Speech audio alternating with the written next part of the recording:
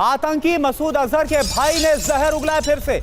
आतंकी रऊफ असगर ने जिहाद के नाम पर भड़काया है। अल्लाह के कहने पर कर रहे हैं जिहाद, ये रऊफ असगर ने कहा है।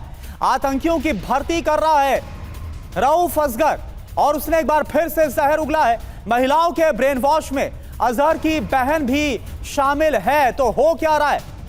कौन है अब्दुल रऊफ असगर, ये भी समझ लीजिए। जैश के सरगना मसूद अजहर का भाई है। इसके अलावा जैश ए मोहम्मद का डिप्यूटी कमांडर भी है और तो और सुरक्षा एजेंसियों का मोस्ट वांटेड आतंकी भी है।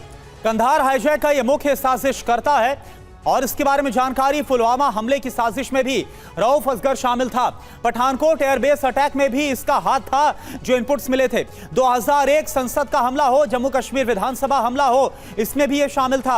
अंतर्राष्ट्रीय स्तर पर भी ये मोस्ट वांटेड लिस्ट में इसका नाम है रऊफ असगर का। और उसने एक बार फिर से ये जो धमकियां हैं वो दी है, एक बार फिर से आतंक का जो नेटवर्क है वो खड़ा करने की कोशिश कर रहा है। जितेंद्र इस वक्त हमारे साथ जुड़े हुए हैं। जितेंद्र शर्मा, क्या जानकारी मिल रही है जितेंद्र, अब जो रऊफ असगर की साजिश को लेकर यह खबर मिल रही है और हमने सुनाया भी, रऊफ असगर बोल क्या रहा है?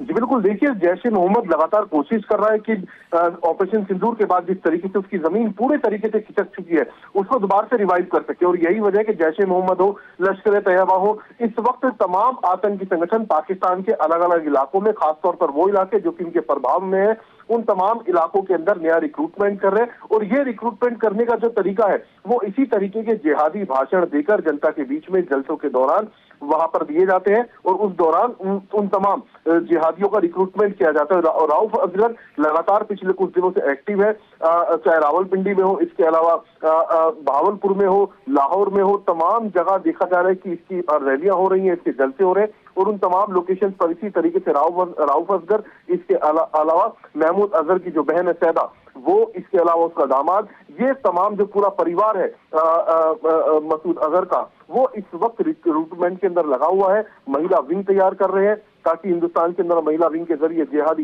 भेजे जा सके। तो ये वो तमाम चीजें हैं जो लगातार पाकिस्तानी आतंकी संगठनों के द्वारा की जा रही है। और हैरानी की बात यह कि इन सबके पीछे न सिर्फ पाकिस्तानी सेना बल्कि ISI का पूरा सपोर्ट इन तमाम आतंकी संगठनों को है, आतंकी इलाकाओं को है। जी जी जी, बहुत बहुत शुक्रिया आपका जितेंद्र इस पूरी जानकारी के लिए।